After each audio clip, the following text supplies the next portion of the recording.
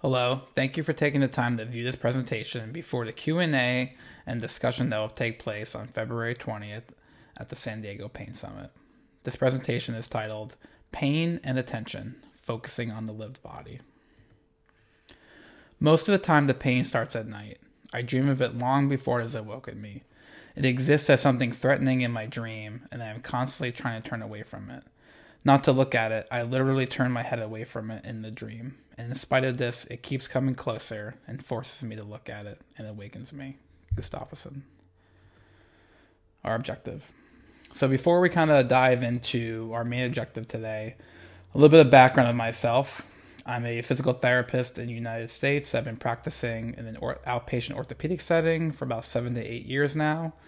And most of my concern is clinical practice and how can I apply concepts from research and philosophy into enriching my clinical practice and helping the people that have come to seek my help. I mentioned philosophy, but I am not a philosopher. I am not centered in an academic setting, but a lot of this stemmed from my own personal interest in really questioning what can we learn from the lived experience of pain and phenomenology, the philosophy of the structures of experience from the first person point of view lent itself to helping me figure this out.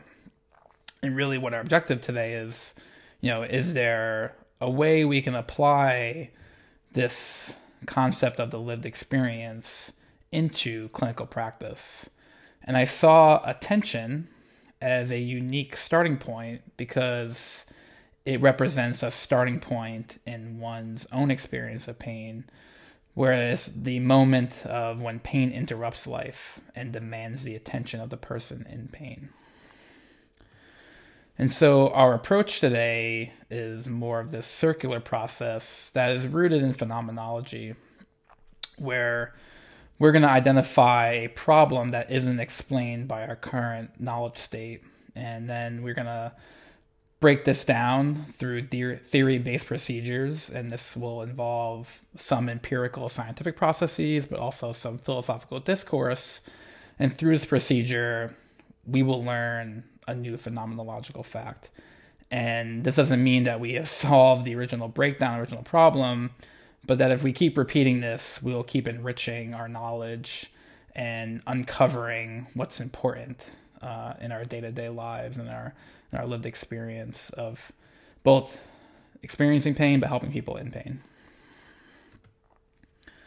A shame that was no longer even present, as I was wholly focused on the pain. Pain that demanded all of my attention, used up all my resources, and consumed all of my thoughts until there was no room for anything else. Gilletta Belton.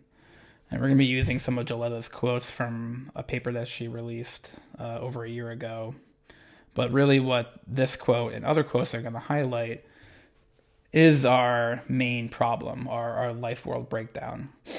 And before we dive into that specific problem, some background is needed, specifically in phenomenology, around this concept of the intentionality of pain. And intentionality is a concept by Edmund Husserl, the father of phenomenology, that centers itself around consciousness being directed, not merely a state of awareness, but that consciousness always has a direction towards objects, thoughts, experiences, emotions, so on and so forth. And his students, Stumpf and Brentano, argued over whether pain was a sensation or an emotion, highlighting its intentionality or non-intentionality. So we can think of pain as a non-intentional experience where its sensory and emotional elements kind of arrive as a package deal that we really have no direction over this. Whereas Brentano argued that there was some sensory component of pain that was non-intentional, but that we were the ones that were directing consciousness towards this negative affect around pain that makes it pain. Husserl compromised between his students by labeling pain as more pre-intentional, that pain can be this simple feeling sensation, or we can enrich it and essentially assign attentionality to it and move it from a simple feeling sensation to more of this complex experience that uses intentionality in objectifying location, cause, and meaning of this feeling sensation. And this is a debate that started over 100 years ago between these individuals. But what we'll see is that there's a lot of parallels to current debates and current avenues of research. So, using this concept of intentionality, direction of consciousness towards pain, or non-intentionality, where we have no directedness of our consciousness to pain, arrives as it is. Why, despite its subjectivity and private experience, can pain not be ignored? And it demands our attention, but the real problem of it that it can allow for this possibility for persistence and chronicity in overtaking someone's life. And where we start to see problems with this is how we assign attentionality and non-intentionality to pain through our research and discussions. So attention gets its first nod in the more empirical research world in the fear-avoidance model. And the fear-avoidance model started in the early 80s based on this paper by Latham in outlining a fear-avoidance model of exaggerated pain perception. And their thoughts were that people who developed persistent pain had this exaggerated pain perception because of a desynchronization of the sensory versus emotional components of pain, where essentially their emotional components of the pain did not improve as their sensory components of the pain changed, whether the sensory got worse, better, or stayed the same. And it centers around confronting and avoiding that initial experience of pain based on fear. We have some parallels with this to our intentionality argument because the proposed problem of chronic pain lies in this emotional response to a sensory feeling or a sensory component of pain. And so it's arguing that there's an intentionality problem, that we're having an incorrect perception of the emotional components of pain.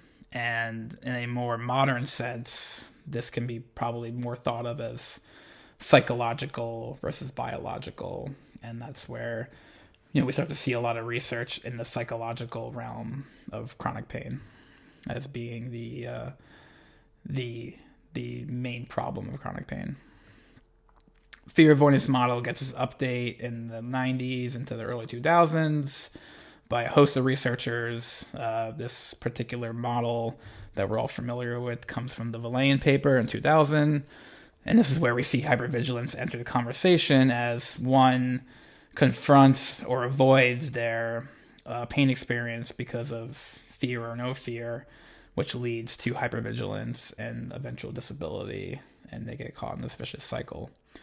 So hypervigilance is included, and it's defined as the tendency to attend selectively the pain-related stimuli rather than neutral stimuli. And it's measured mainly through an outcome questionnaire. A lot of studies surrounding hypervigilance show its association with pain-related fear, depression, disability, increased doctor visits, and overall health anxiety.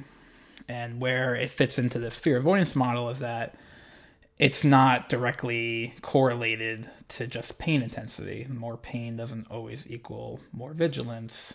Where they see stronger correlations to is pain catastrophizing and anxiety. So that's why it fits into the loop of the fear avoidance model.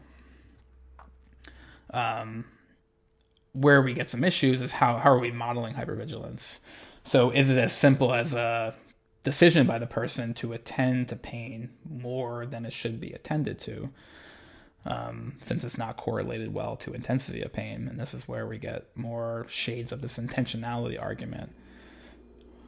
We have an issue with that because papers and research studies that look at distraction as a method of decreasing hypervigilance or decreasing pain show paradoxical effects. So If someone is asked to perform a task that is painful, and then at the same time they're asked to attend to a neutral stimuli like counting audible beeps or counting flashing lights, they report more pain during the task. So they're not distracted, they're actually experiencing more pain. If you stratify for participants that are more health anxious, they tend to report more pain during these distraction tasks. And acceptance scores seem to show stronger correlations with cognitive interference than anything else. So if I'm more accepting of my pain, I may have less interference from these distraction tasks. If we shift away from this distraction concept of hypervigilance, how do other treatment strategies affect it? With education, we see varying success. With pain neuroscience education versus biomedical education, there's actually no main differences found, and actually the pain neuroscience education group was shown to increase their perceived symptom fluctuation, so they paid more attention to their pain. In a more promising light that we'll get back to at the end, using fear-avoidance education followed by either graded exposure in vivo or an operant graded activity program showed that the exposure in vivo group saw an additional 70% reduction in hypervigilance compared to the graded activity group that only maintained the reduction in hypervigilance after education, that the hypervigilance reduction was diminished when they returned back to their painful activity. What this says in a nutshell is that not only do you need the education surrounding possible fear avoidance, but that you need to expose that person to the actual task or activity that they fear and or have pain with. That it can't just be a general activity program, because then those fear avoidance behaviors will return, including hypervigilance. So we have some issues with hypervigilance under the model of fear avoidance because it's highly correlated, intertwined with other concepts like fear, catastrophization, health, anxiety, disability. Simple distraction tasks they don't work, they have the opposite effect. And this really calls into question the entire model of fear avoidance, which we can't get into entirely, but that it's a purely cognitive behavioral model that relies on that initial fear, and this may not explain everyone's experience of persistent pain. So this cognitive behavioral model gets called into question, especially in the realm of attention, by Van Dam, and he argues that we should be shifting towards a more motivational goal-directed model because pain can be unrelated or related to one's goals, and that attention to pain will be swayed by these overlapping and competing goals.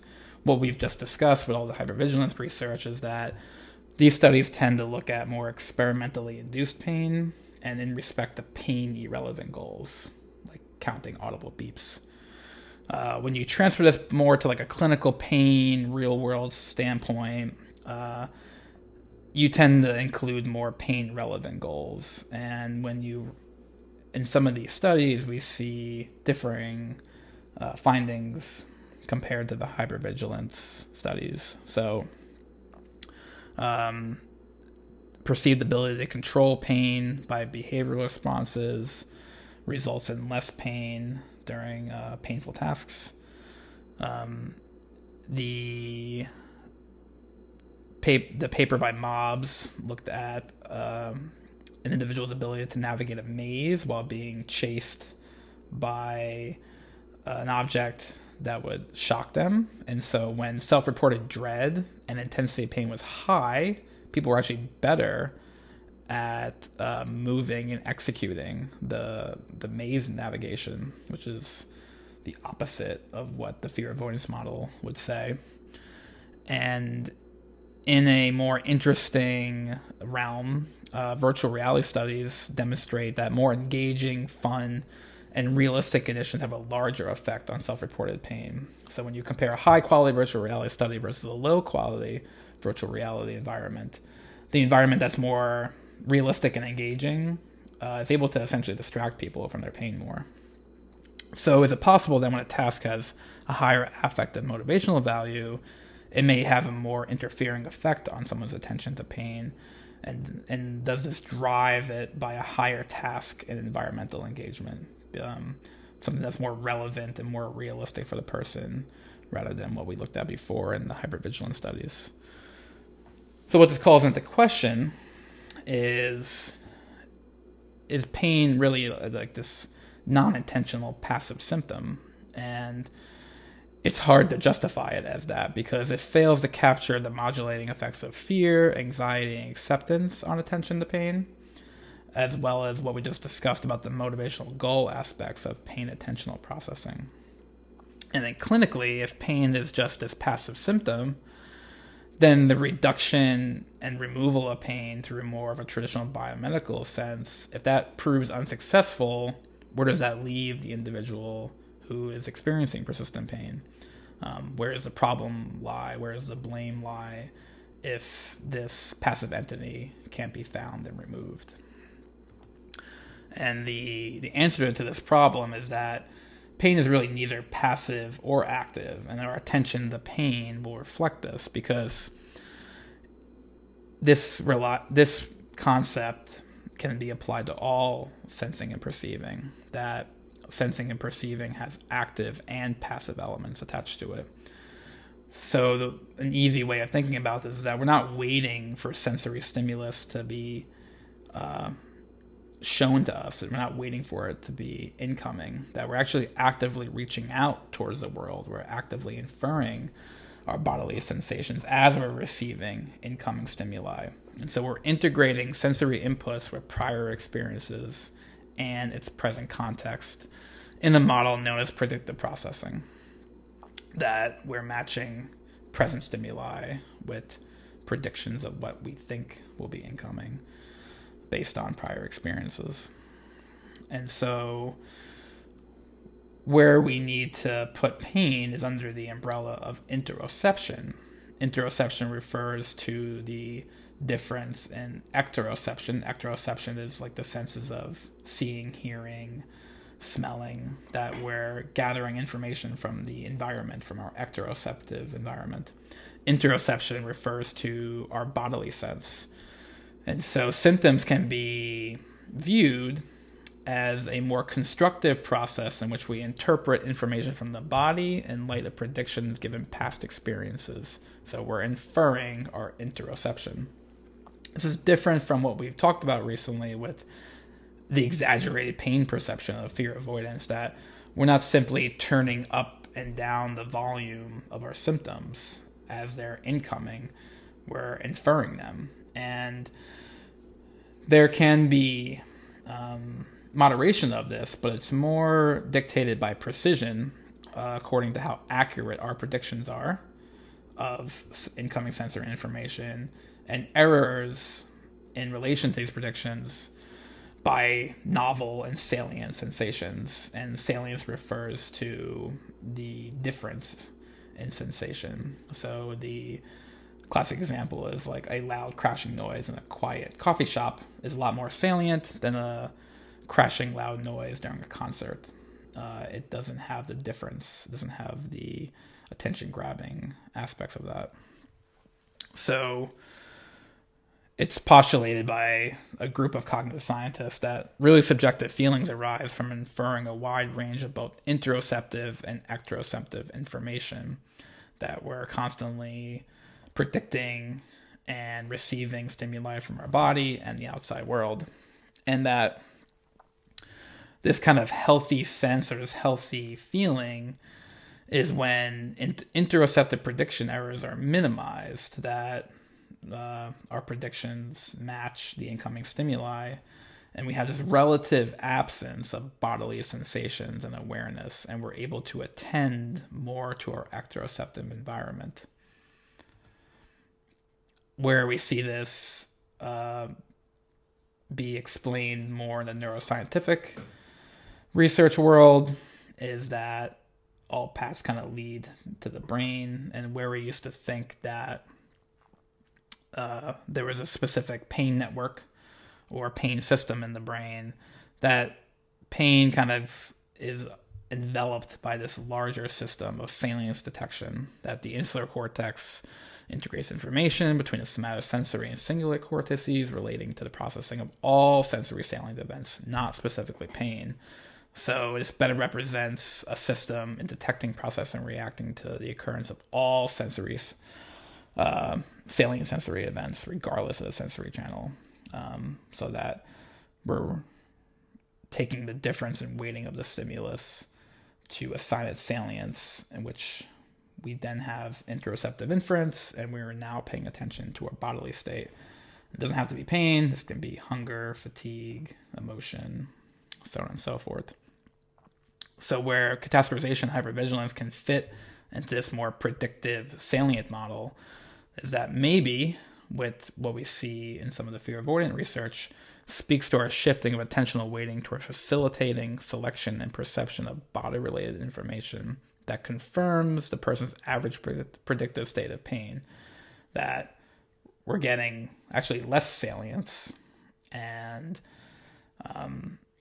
as we're weighting and predicting this incoming stimuli, that it matches our predicted state of pain.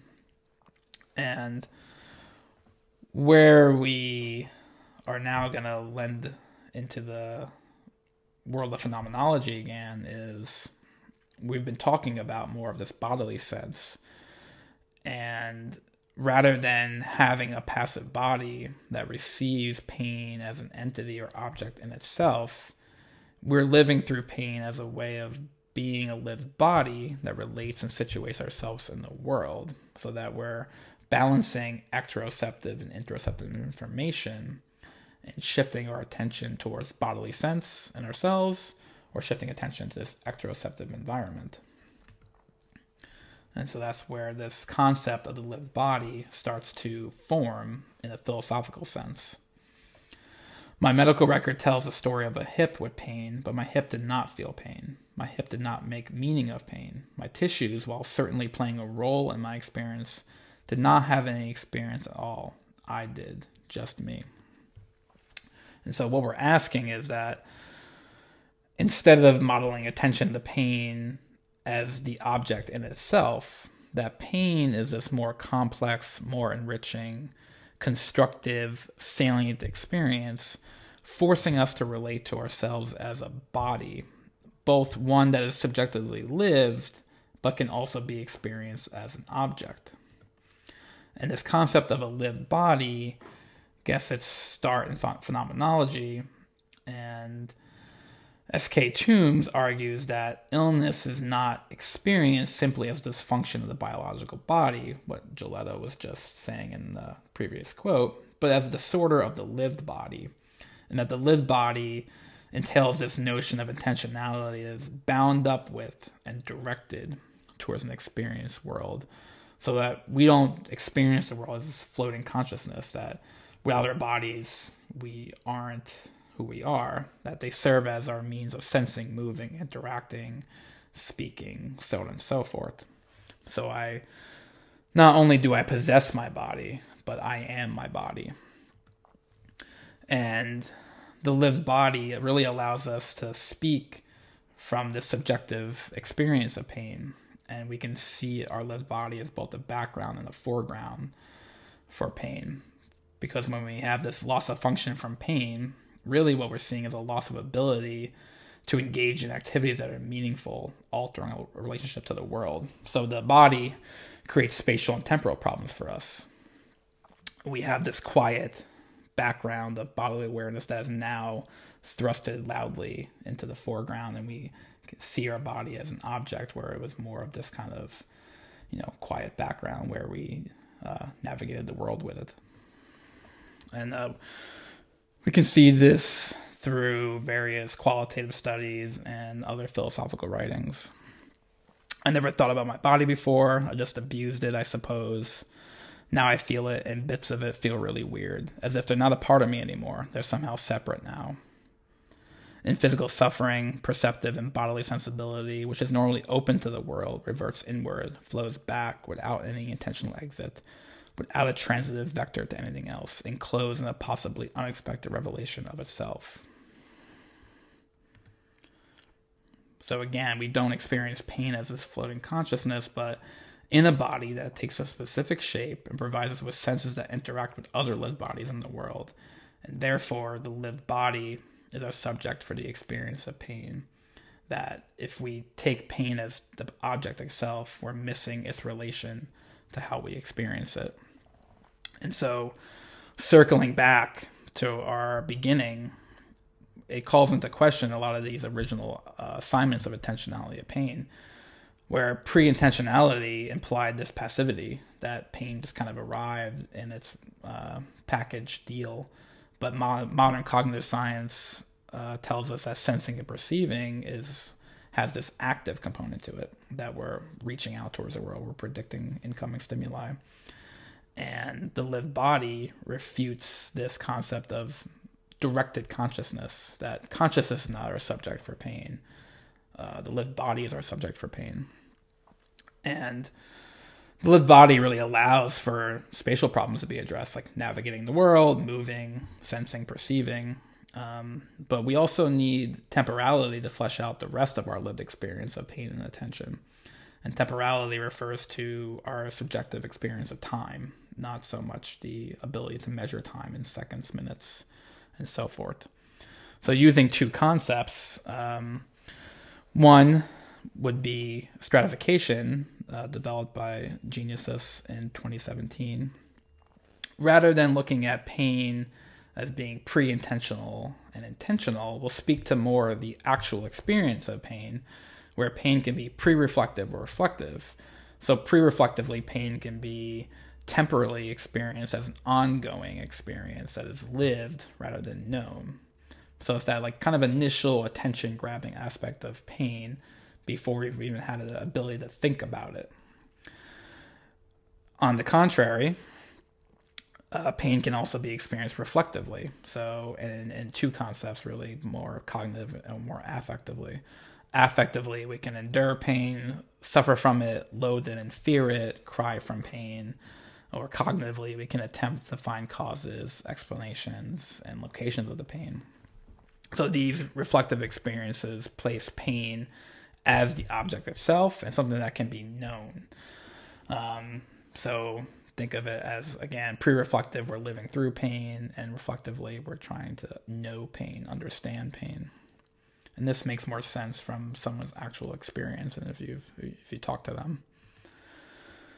The other concept by Worley we'll be using is more this embodied intentionality approach, which puts the lived body back into this intentionality problem where we have this flip of being a body and having a body. Being a body, as it entails, uses intentionality towards the world, experiences time implicitly as we're kind of engaged in our activities and tasks. So we're pre-reflectively living through experience, living through pain, whereas having a body assigns intentionality towards our body as an object, and we're experiencing time explicitly as a break in activity engagement and becoming attentive to our body that has its own space and its own time. So these two concepts I've overlaid myself. This is a figure I created where there's similarities in both.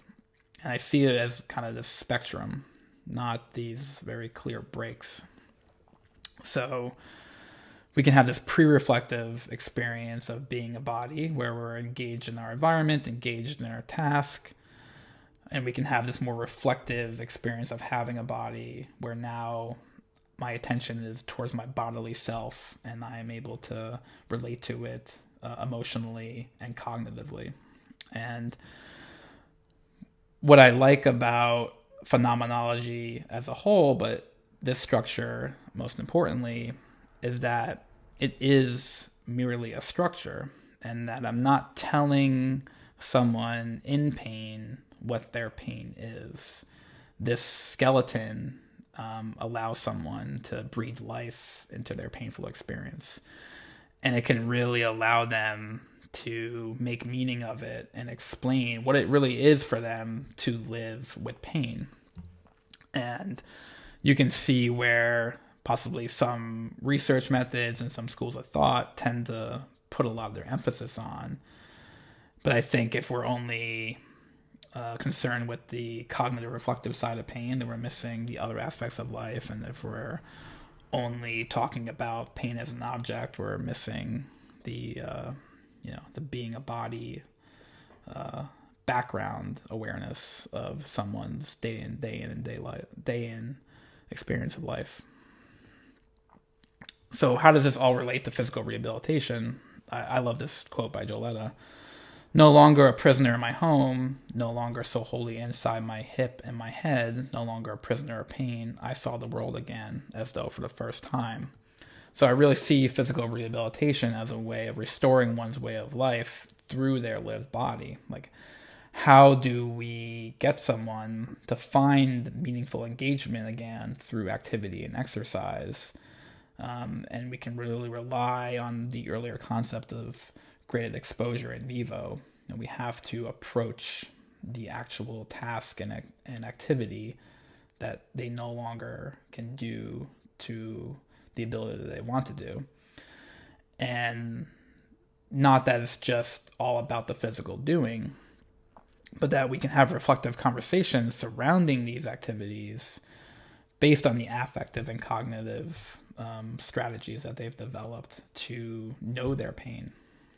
And so we can combine both of these. We need to be probably doing and talking about their pain. So, as I spoke to in the beginning, we're not here to solve pain as a problem, but more breathe life into how pain and how someone in pain is actually experiencing their world. And what I wanted to get away from is that we can't merely attend to pain as the object in itself, but we probably should be looking at as pain as more of a relation between the person and the world, exposing ourselves both as a lived and known body. And so attention to pain misses that bodily aspect. If we use this stratified reflective experience that entails a spectrum of being a body and having a body, we can create a structure to help someone explore and understand their experience and meaning of pain. And I see rehabilitation as a means of allowing the experience of being a body that is engaged in the world through reflective exploration and sense-making of pain, while exposing and increasing capacity to the movements and activities that are painful and limited. And it's not to say that being a body is more authentic than having a body, but more often than not, people who have struggled with dealing with persistent pain for months and years or decades lose that intentional experience of activity, engagement, seeing the world again, really being a body and pre-reflectively living through their lived body. And they end up more engrossed and engaged in this experience of having a body and having their body seen as an object, both by themselves, others, and the medical community. So here are the references, which I highly suggest reading yourselves. Thank you for listening to this. And like I said in the beginning, I'm looking forward to the Q&A and discussion on February 20th. Thank you.